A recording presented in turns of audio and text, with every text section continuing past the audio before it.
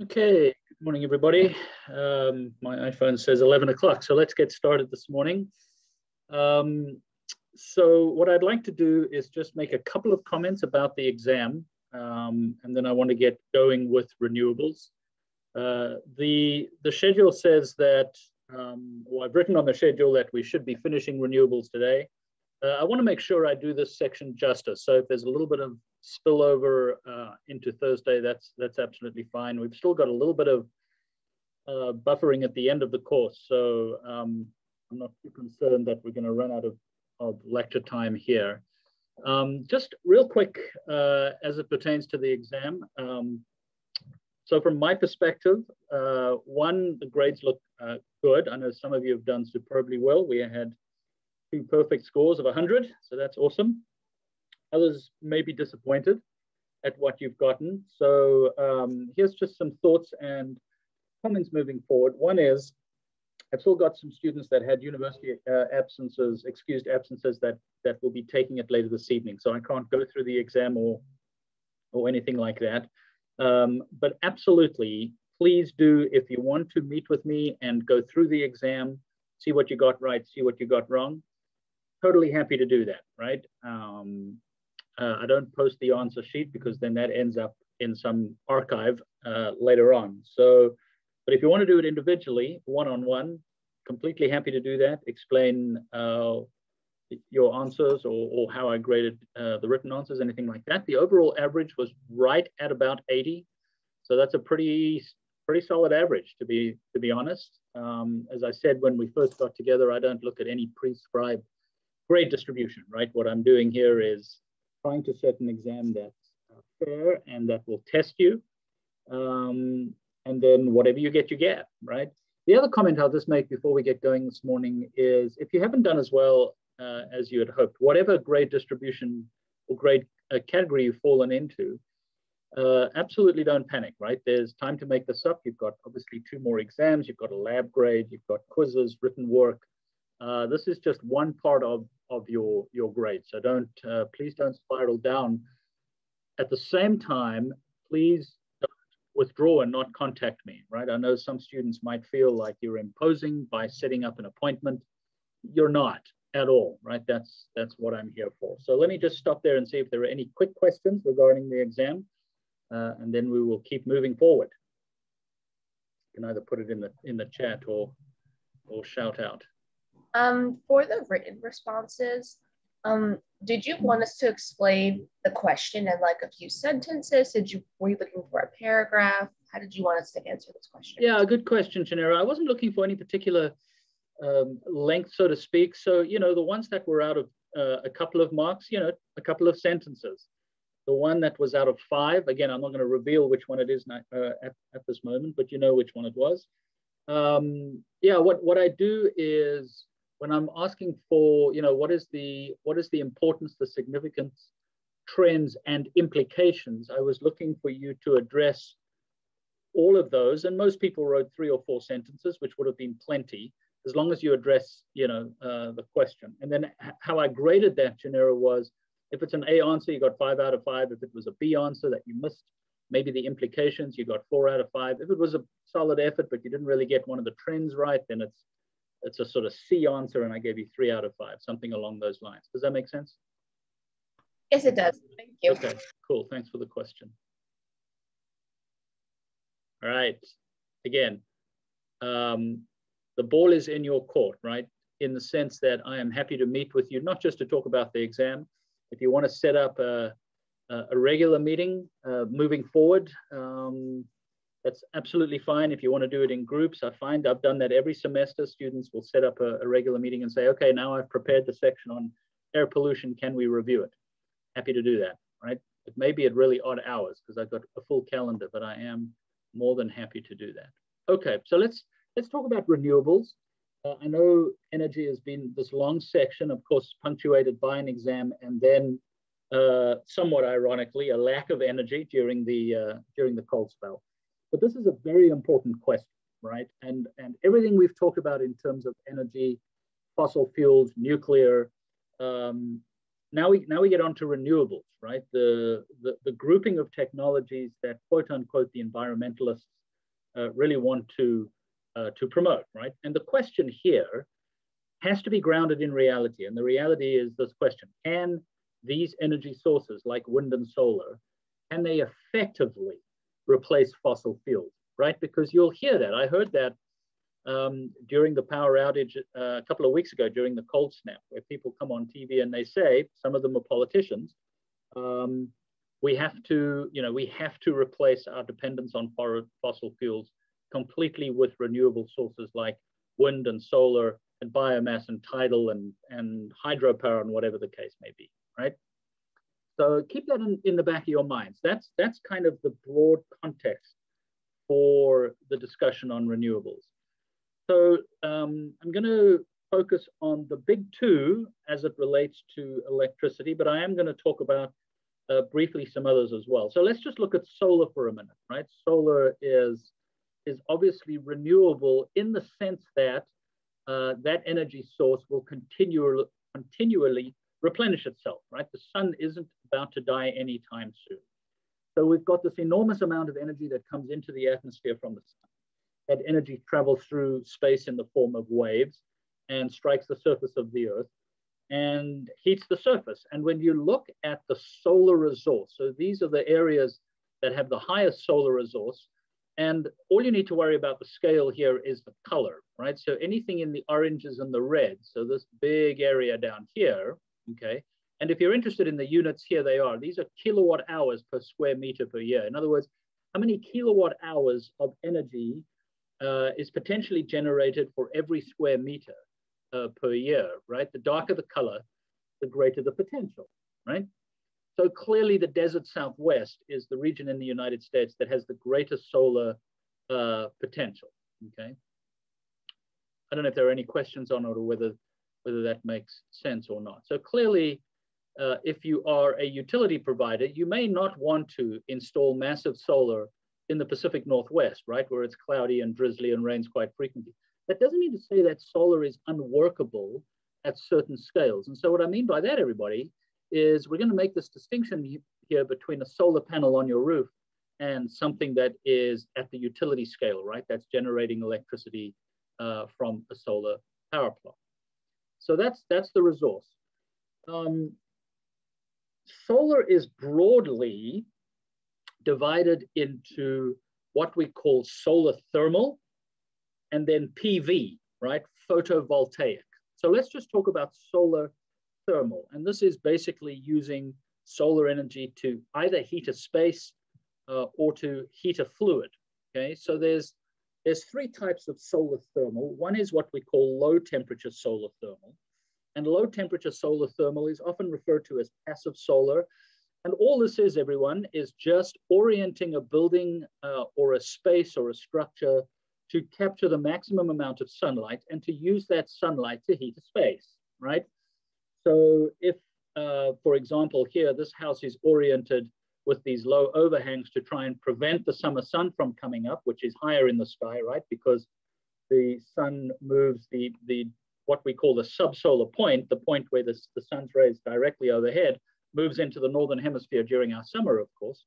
We want to try and shield an area from direct sunlight, but the winter sun, which is lower, we may want to expose a building and have some sort of surface in there that can absorb heat and then can move air through that building, right? This is what this comes down to, really, is just smart design, right? Smart orientation of buildings to allow heat to warm interior spaces and to move air through that building, but it's low temperature, right? So this is, you know, sort of 60, 70 degree Fahrenheit stuff, somewhere in there. Then there is mid-temperature solar thermal. So mid-temperature solar thermal is catching the sun's rays and heating a fluid like water, but really at a small scale. So this is a solar thermal panel on a roof, for example, right? So you've got this dark substance that is going to absorb the sunlight and heat up this solar thermal collector. And you've got then pipes moving through that is heating the water that goes into a storage tank that may be used to either warm spaces within the house or actually used as a hot water heater, right? So mid-temperature, okay? we're not using the sun here to boil water, as opposed to something like this, right? Which is high temperature solar thermal. So here what we're doing is we're using an array of mirrors to concentrate the sunlight to heat up a fluid, okay, which is then used to create steam to turn a turbine to create electricity. So here we're almost always talking about utility scale thermal generation, right? Utility scale power. So we've got parabolic mirrors that track the sun and they concentrate the sun's energy. In this photograph that you see here on the screen, right, these are mirrors that are concentrating the sun's energy and reflecting that sun's energy to the top of a tower, right? Very high temperature that will then be used to boil water to create steam. Here's another one. This is out in California. Unfortunately, there's no real sense of scale here for you, but you can drive a Ford F-150 comfortably under these solar panels, right? So this is a large solar farm, and those parabolic mirrors track the sun, right? So they orient themselves to the sun, and then the rays are directed to the central tube. So the central tube here is filled with a fluid, often just synthetic oil that heats up very quickly, and then that fluid runs through, that heated oil runs through and heats water to produce steam to then turn a turbine.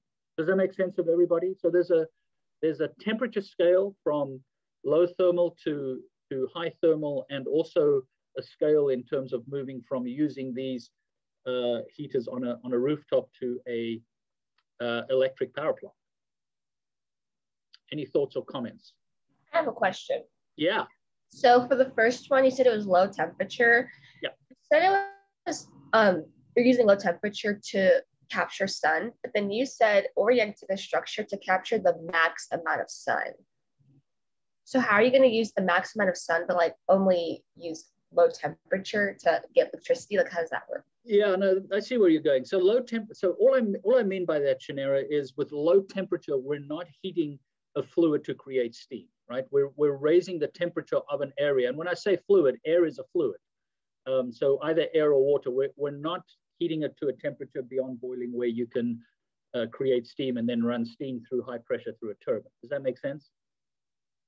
So low temperature, yeah. So low temperature is just warming spaces efficiently, if that makes sense. Did that answer that, or did I confuse you there? No, that made sense. Thank you. Cool. Yeah, no, thanks for the question. All right, so those are solar thermal power plants. This is photovoltaic, right? So this is PV. So these are solar panels, but you're not directing sunlight to heat a fluid.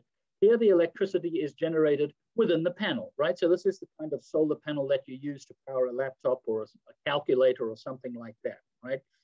So the construction of the panel is used to differentiate electrons to actually generate the electric field within the solar panel, okay?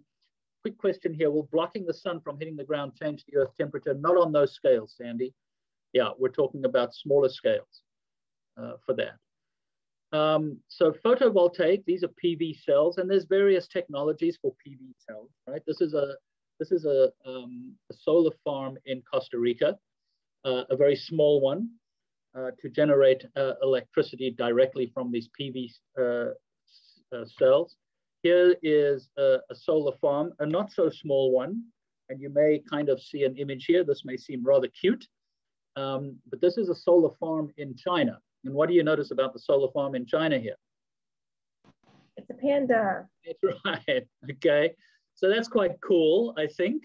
And there are several of these farms in China where they've designed them like pandas. So we're kind of saving the panda and saving the planet, apparently. But the scale here is enormous. So this is 100 megawatts, okay, of power. And I'm going to set that within a context a little later on when we get to talk about wind. So just sort of take a look at this, get a visual impression of the scale of this plant in China. And this generates about 100 megawatts over about 250 or so acres. Again, this is PV, right? There's no reflection of sunlight into any collector or heating a fluid or anything. This is the direct generation of electricity from a solar plant in China. Hang on one sec, I just see the chat going here.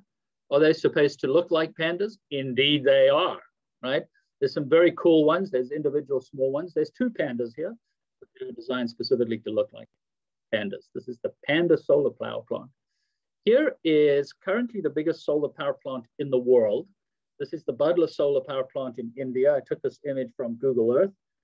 I know there's no scale on here yet, so just hang in there. But all of these areas here in the center, this is a massive array of solar panels.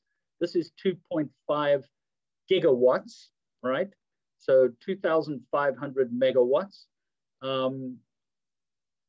That is the equivalent of 3 nuclear reactors, more or less, okay? And if you want to get a sense of scale, the area of those solar panels is the area of the circle, right? And the area of the circle is Fort Worth. So let me just orient you here. This is TCU over here. If you can see that area, there's Amon Carter Stadium. Here's the TCU. Here's Blue Bonnet Circle, I-20 at the bottom, right downtown at the north here. And that everything inside that circle would be representative of the solar panels that you see here on this farm in India. So it's an enormous footprint, right? Over there. This is the largest projected one in the world. Okay, this is just currently under construction. So this is an artist rendition that you see here. This is a 10 gigawatt array that is supposedly going to be built by 2027. So that's the equivalent of 10 to 15 nuclear power plants. And it's not just going to provide electricity for people in Northern Australia, because I don't know if any of you have been there. I have. It's an awesome part of the world, the outback. Not many people live there, right? We're not producing electrons for kangaroos. That doesn't make any sense. They're building a cable out to provide electricity for 1 million homes in Singapore. Now, if we just stop there for a minute, someone talk to me, either over chat or just in person, about what are some of the good and bad here. Give me some pros and cons of what you see in terms of these. What are some of the challenges potentially? I would probably say you're gonna have to like cut down trees to make space for these solar panels. Okay. So you're just destroying habitats at that point. Okay, that's a very valid comment, right? These solar plants have a large footprint. Okay, and Kate has put in the chat here animal displacement. Kate, those go hand in hand, right?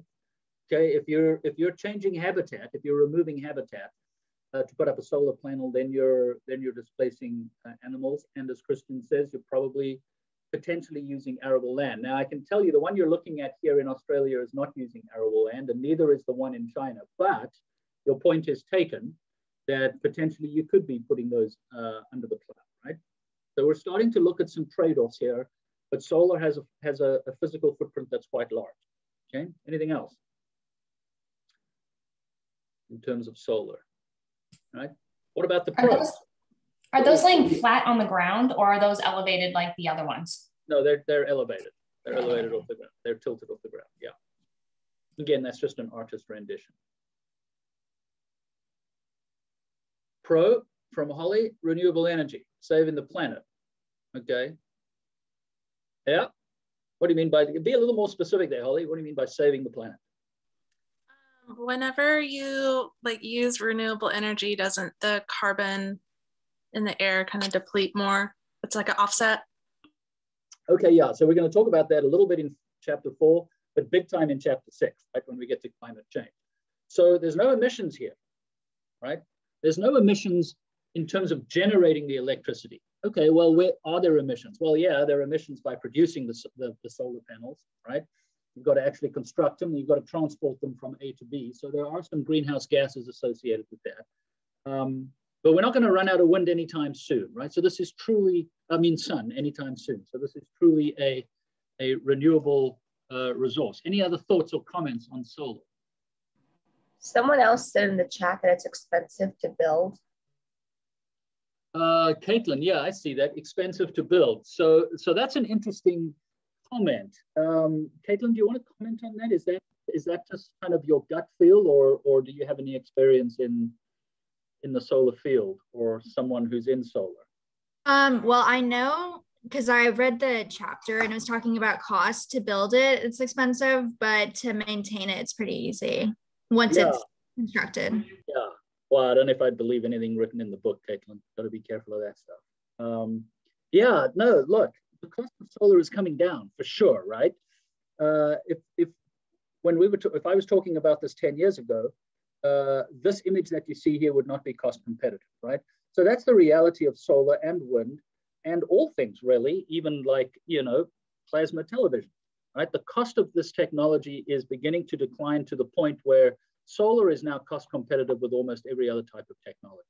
It's not that it's inexpensive, it's just that it's becoming cost competitive, right? Some people say, well, you know, what about subsidy? So here's an interesting one from Sunny. Don't they use rare earth metals? Indeed they do, right? Indeed they do. So PV films in particular, the photovoltaic uses rare earths, right? So what country has most of the rare earth materials? Anybody know who has the most rare earth materials? China has them. Okay, so now are we trading a dependence on foreign oil for a dependence on foreign rare earth material? To some extent, okay, that has to be put onto the table when you discuss these technologies. Okay, how long do the panels last? Good question. They generally last 15 to 20 years and then they have to be replaced. But that's kind of like saying, how long does your Volvo last, right? Well, it's under warranty for a certain amount of time. It'll probably go on for quite some time, but 15 to 20 years is what the return on investment is. Well, here's an interesting one from Esmeralda. Will the solar energy be distributed to developing countries that need it or already developed? So it's an interesting question, Esmeralda, because the answer to that is both, right? There's this enormous plan to put solar up into the Sahara Desert and then pipe that into sub-Saharan Africa, but also across the Mediterranean into Southern Europe. So it's a little bit of both, right? Where they're looking at solar to get into both developing and continued construction into developed countries. Okay, so here's one of the issues, right? This is the desert tortoise. So let's talk about animal displacement, right? The comment that was made earlier on. So this is the desert tortoise, a rather cute, small creature that lives in the desert Southwest. And this is not my title. I took this from a paper that was published online called Big Solar's Death Panels, right?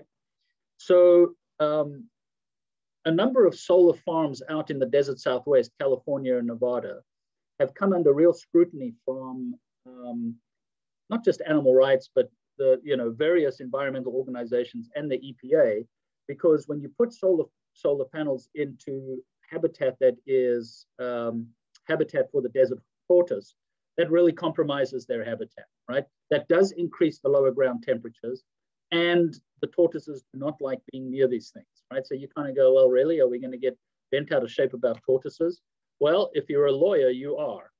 So this is the largest solar plant in the United States. Okay, it's just under construction. So this is not on the ground yet. So this is the Gemini Solar Project, 7,100 acres outside of Las Vegas. It's got a generation capacity of about 690 megawatts. It's $1 billion project and so on, right? So this is a very large solar PV farm that's going in northwest of Las Vegas. And the map on the left shows you where this is. But there is an enormous environmental backlash. You can just see Vegas in the bottom left here. There's an environmental backlash here against this farm because it's impacting habitat for the desert tortoise, right? So as they've started building this farm and others, they're doing things like you can see in the top right of this image. That's a desert tortoise highway, right? So you have a fence around the solar farm, and then you build these little tortoise gates so that they can migrate through, right? Or you go out and plant creosote bushes like you see here in the bottom right, because these scrubby bushes are also part of their habitat. Now you may sit back and go, hang on a second, isn't this all costing huge amounts of money to save a tortoise? And the answer is yes, right? Here's a quote from the director of an organization called the Defenders of Wildlife. There is no justification for this project that outweighs the importance of the desert tortoise, its habitat, and BLM's obligation to use its full authority to take actions that will contribute to the recovery of this threatened species.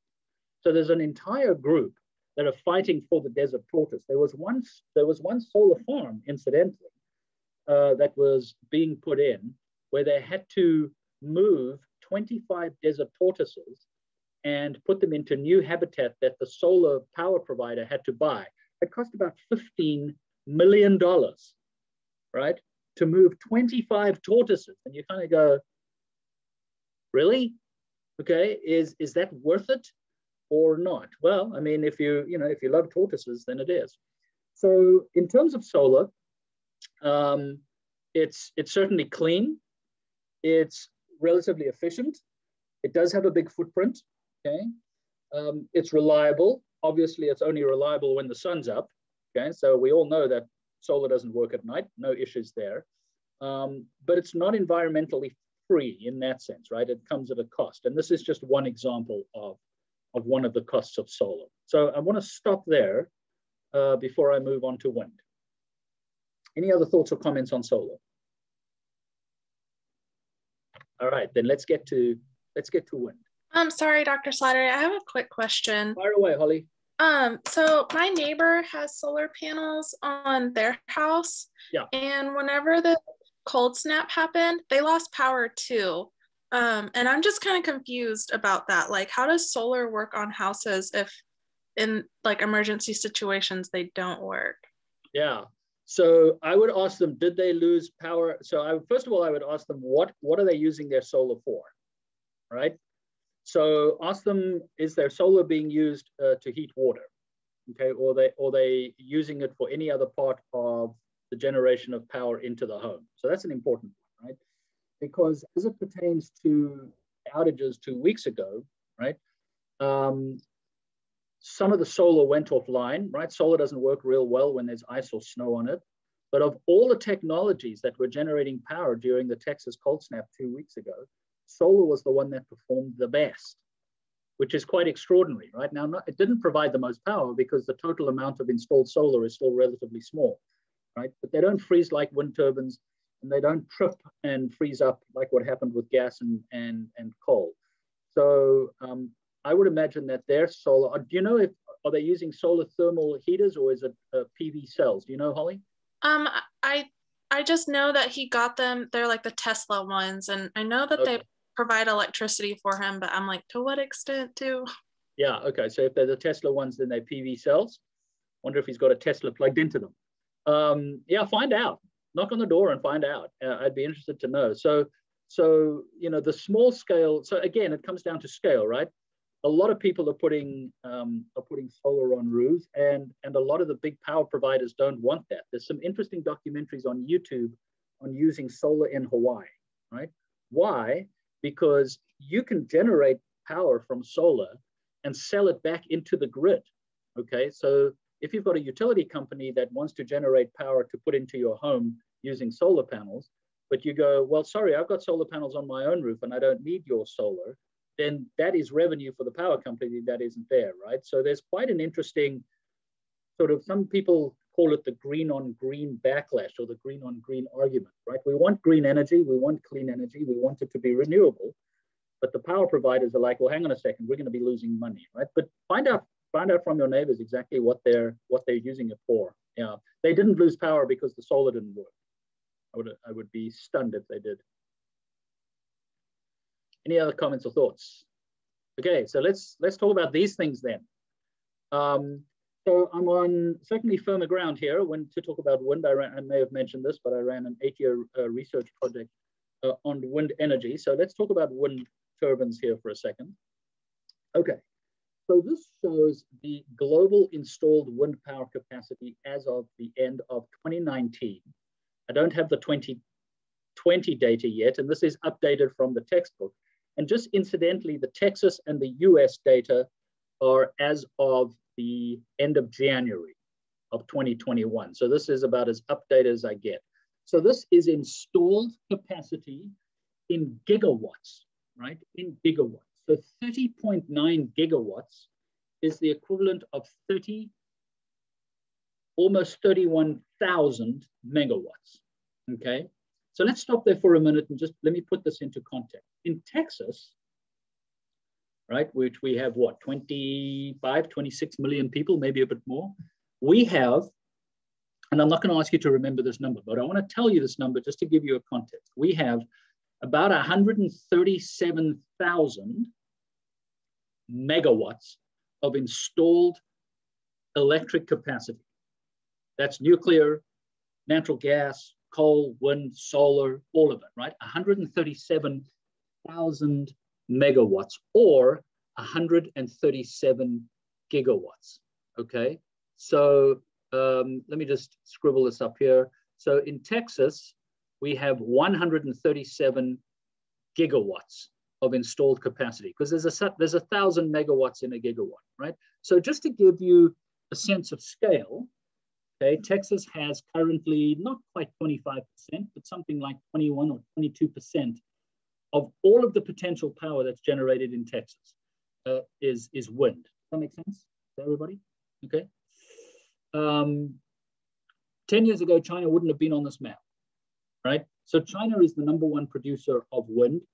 And whilst China is opening a coal-fired power plant every 2 or 3 weeks, they're also completely running away from the rest of the world in terms of wind and solar installation. The US is the second largest installed country. And you can see that Texas would be the 5th largest country. And some people suggest we should be our own little country. We certainly are when it comes to the generation of electricity, right? 85% of all our electricity stays within the state of Texas. So I think it's important right at the outset to appreciate that wind here in Texas is not some kind of odd eco hippy dippy technology, right? It is front and center. Almost 1/4 of all our installed capacity in Texas comes from wind power. I want to make sure you all sort of get a sense of just how big it is in the great state, right? Okay, so that's that point. This is a very important map, right? This map shows the wind resource in the US, and let's just keep it US here for a second. So this is the wind map. It shows the annual average wind speed, okay, at 80 meters off the ground. Why 80 meters off the ground? Because most of the wind turbines that you see in Texas or in the United States, if you drive out west, right, if any of you have driven out I-20 or up I-35 and gone to Oklahoma, you'll see these wind turbines. The gearbox, the nacelle, the hub, is normally at about 80 meters or about 240 odd feet off the ground. Question from Kevin. So is China the current renewable energy leader in the world by far? Yeah, by far. Good, Kevin. Good question, Kevin. So this is the average annual wind speed, okay? The next thing I just want to point out here, if you look at the scale here, is anything above 6 meters per second, right? This is the annual average. So anything above 6 meters per second. In other words, anything in this brownish color here, and I'll just highlight the outer curve there, and I'll go up there, right? Anything in that central part of the United States, in the orange and the purples, is what is considered economically viable wind, okay? And I'll explain that. We may not get to that today, but we'll certainly get to it on Thursday. So that's economically viable wind. In other words, if you were a wind developer, you probably want to put up a wind turbine where it's orange, as opposed to saying, you know what, I think I'm going to take my wind turbines and we're going to put them up here in southwestern Georgia, okay? You're going to be a nonprofit organization very quickly.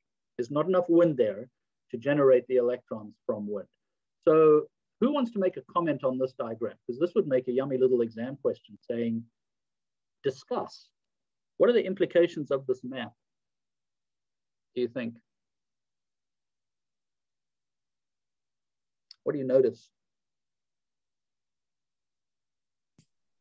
Well, the winds are located where a lot of that last storm just hit. And so if the wind's not blowing or if they're not able to be used in the central part of the United States, then still a bit problematic. Right. So if the wind, yep, no, absolutely. The wind's not blowing, we don't generate electricity. The sun's not shining, we don't do the same, right? And I'll talk about the importance of intermittency as well as we go through this. All right, let's take a look at the chat. Does the fact have something to do with the central US being considered Tornado Alley? From 2 people. Yep. It's not necessarily that it's, so Tornado Alley is it's certainly related, right?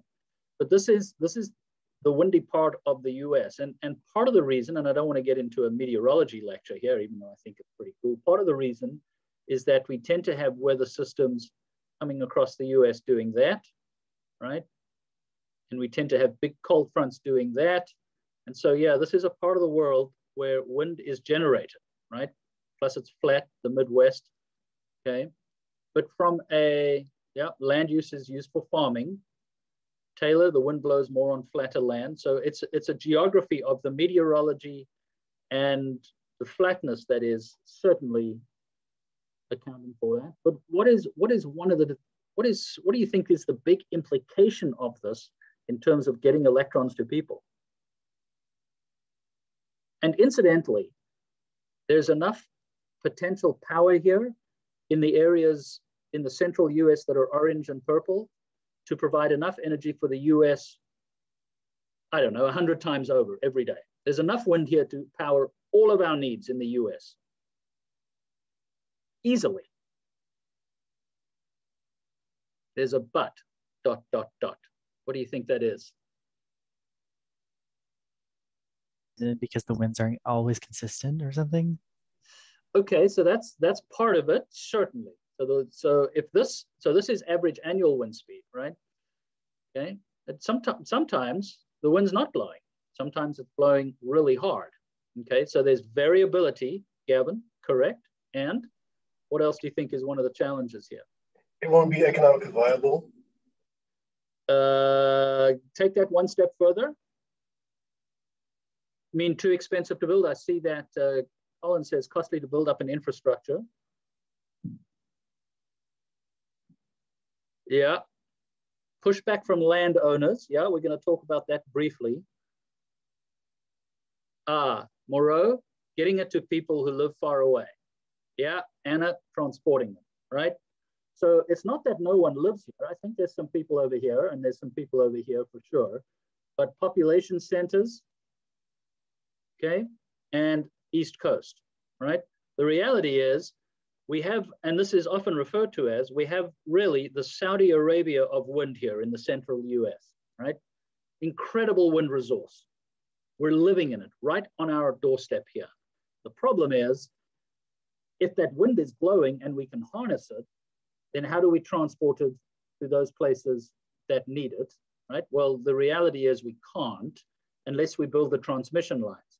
So the transmission lines are being built and have been built, but unless we find a way to get it to where people are, or, and this is really the most important concept of all, everyone, or unless we find a way to store it economically so that we can then deliver it when the wind isn't blowing, there will always be this constraint on wind, right? It just is what it is, okay? It's not that it's a pro or a con or a political statement. We have to be able to find a way to transport it and store it. And we can do both right now. We just can't do it at the scale that can say, hey, you know what, San Francisco, don't worry about anything else. We'll get the wind power to you, right? We don't have that ability. Does that make sense to everybody? Right? It's just one of the challenges of wind, okay? When we look at just at the US in terms of the big five, thought I'd just update you with these numbers here. So this is as of September 2020. These are the top 5 states. I've got it here in megawatts. So Texas again is almost 31 gigawatts or 30,000 megawatts. We are by far and away the biggest state when it comes to wind, okay? California has been very stable over the last few years, not much new development. Part of the reason why Texas is so far and away ahead, one, of course, it's flat and that's where the wind blows, but 2, a lot of private land, right?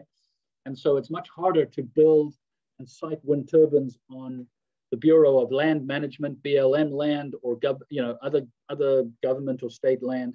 Texas, you've just got to get some landowners that are willing to put it on their property and want to benefit from the royalties. Okay, Iowa has a long history of wind power, and they've built out some new, but Texas is by far and away the biggest, right?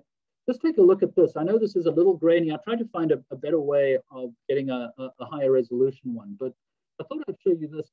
This map shows wind energy's share of state electricity generation. So this is back in 2005, right? 2005.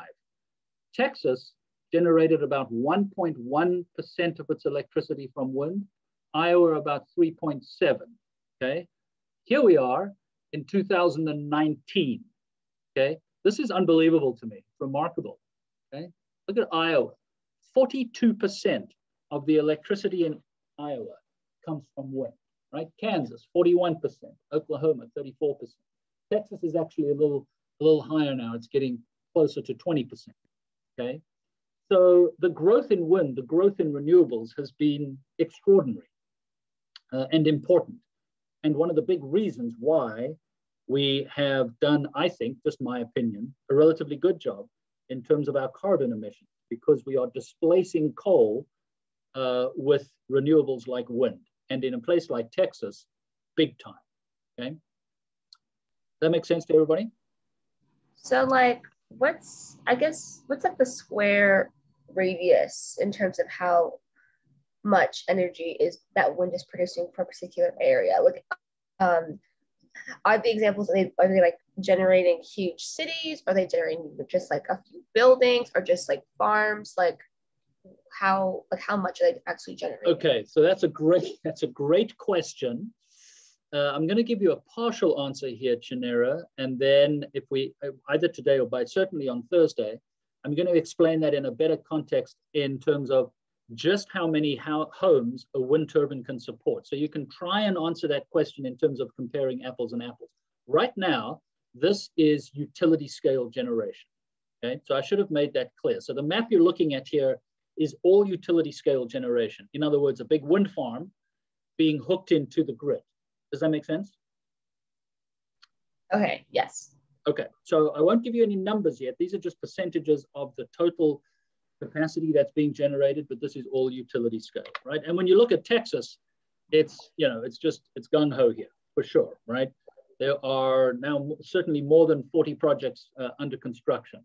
A lot of them in the Panhandle and some down in the Southwest, right? So extraordinary build out of wind and it's ongoing. Okay, now let's talk about some of the environmental issues, okay? And some of the technological issues, but let's talk about some of the environmental issues here. So the cost of wind has come down dramatically. When we started the wind research grant in 2008, they needed subsidies, like all technologies have subsidies, right, to get things going. Now you don't need subsidies for wind. Wind is cost competitive, right? And we're seeing strong policy support from state government. So for example, when you look at Texas, right? Texas in 2005, remember, had 1.5% of its electricity coming from wind. Here we are in 2019, and we've got 20% coming from wind, right? That policy support has come out of Austin, okay? And our governor for the last 2 decades has been what, right? Now I'm maybe making a political statement here, but the political statement, the sort of geopolitical statement is we've had Republican governors, right? Republican legislators, and you would think, wait a minute, this is big, bad oil and gas Texas. What's going on here, right? Well, technology's going on and money's going on, and there's been strong support out of Austin for the development of renewables like wind and energy because they get it, right? Yeah, we're going to have oil and gas here for a long time, but we're also going to have wind and solar. It's going to be all of the above. I don't know if you know this, everyone, but Texas's population is predicted to double by 2050, right? We're going to need electrons, and those electrons are going to have to come from somewhere. So there's been strong policy support, right, for sure. bipartisan, I would argue, strong policy support. But despite the support and despite the costs, right, there is still resistance to wind, right? Social acceptance is a key issue of developing wind. And I always find that quite interesting, right? Because we find that there is actually a well-organized, sort of pretty strong opposition to wind, right? And I always find that interesting that, you know, you kind of go, well, we've got the potential for nuclear issues, oil is polluting, coal is polluting, natural gas is polluting, but we don't want to put up wind turbines because they're ugly, right? Not in my backyard. And I'm not trying to be dismissive, everyone. I'm not saying that we should just say, hey, let's put up wind turbines, because people's connection to a particular place is critical. And this is one of the issues that I personally and my team here at TCU were really interested in, right? What motivates opposition and support for wind turbines, okay? We would go to town hall meetings, both in Iowa and in Oklahoma, but especially in West Texas. And when you go to a town hall meeting, when a developer wants to put up a new wind farm, it was very rare. In fact, it didn't happen once that we had a group there saying, yeah, we want wind turbines. And no, you would see things like this, or you would see images like this, right? I don't think this chap over here is desperately keen on the wind farm discussion that's going on. This lady in the middle here, I would say, looks somewhat skeptical, right, of these conversations about putting in wind turbines. And it's very easy as an environmentalist to be dismissive of this, right? So here, let me do this. Let me just stop the share for a moment, okay? And if you wouldn't mind, let's just do a quick poll. Let's end this morning on a quick poll. If you wouldn't mind just going to menti.com, either do it on your phone, right? Go to menti.com for me. And if you wouldn't mind typing in that code, right? The first code, which is 9457054, right? 9457054. And just look at that image of those wind turbines in Hawaii, right? So look at those wind turbines and answer the question, right? Answer the question. These wind turbines represent the future of clean, renewable electricity. Okay. What's the code again? 9457054. Okay, here we go. Can everybody see the results here populating? Is that populating in real time for you? Okay, Holly, thanks. All right. So here we go. 8 strongly agree, 38 agree, 10 strongly agree. 6 of you are like, nah, I don't know. 1 disagrees, 1 strongly agree. I know who you are. No, I don't know who you are. This is totally anonymous. Okay. Can you put the code in the chat? I absolutely can. 9457054. Okay. So we look at that. All right. So we keep going. Okay. So that's very strong, right? These wind turbines represent the future. Clean, renewable electricity. Nicely done, you eco-greenies. How about this one?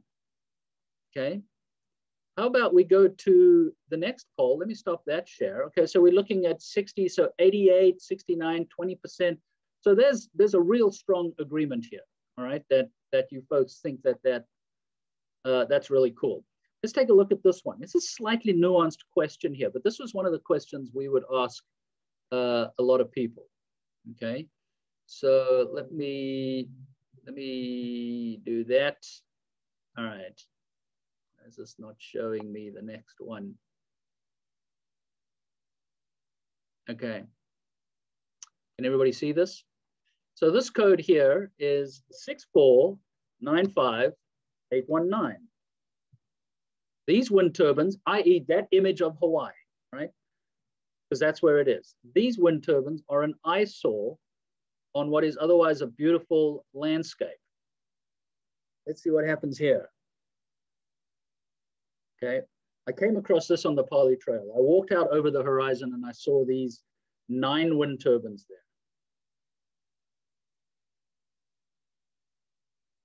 Okay, so this is pretty interesting, right? Now we got a bell-shaped curve here. So there's a bunch of meh, but there are now a significantly larger group of you that are like, wait a minute, this is renewable technology, but that's 30 of you, 60. So that's about 50% of you right now are saying that you agree or you strongly agree that they're a bit of an eyesore, right?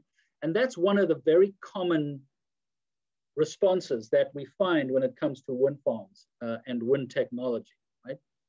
Maybe people want them, they don't think it looks very pretty, okay? So let me get your thoughts on that as we wrap up today. Personally, I think it's no different than putting an ugly billboard in some, like on a piece of land. So I think if you're gonna put quote unquote an eyesore, at least make it useful. Chinera, would it make a difference, do you think,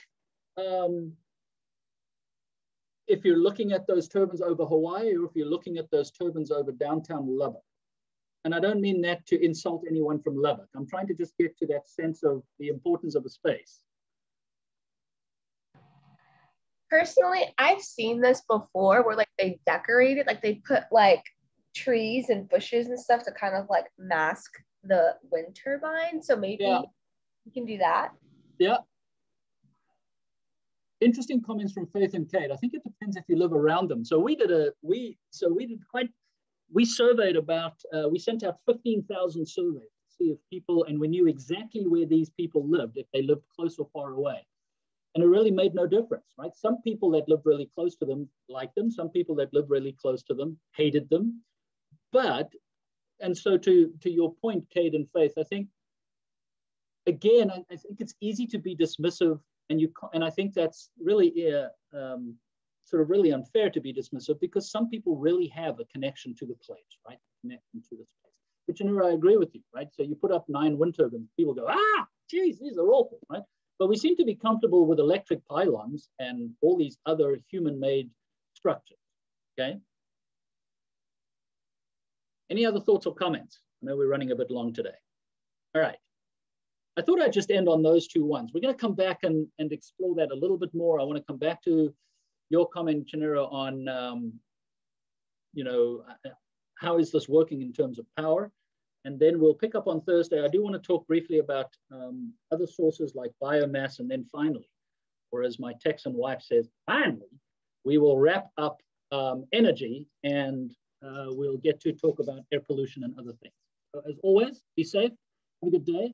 I will look at the chat real quick and I'll hang around a little longer. Thank you. Oh, Chinera, Thank you. Thank you. Chinera, was it you who made the comment about, you made the comment about making them look pretty? In Costa Rica, the wind turbines there, they paint them like palm trees. So they start with a dark green at the bottom and they get lighter and lighter and lighter green, right? And so people are like, these really don't look like palm trees. I mean, they wouldn't, you know what I mean? They're trying to fix the problem. So, I mean, something is better than nothing. Yeah, I know, right? I'm going to stop the recording for a second.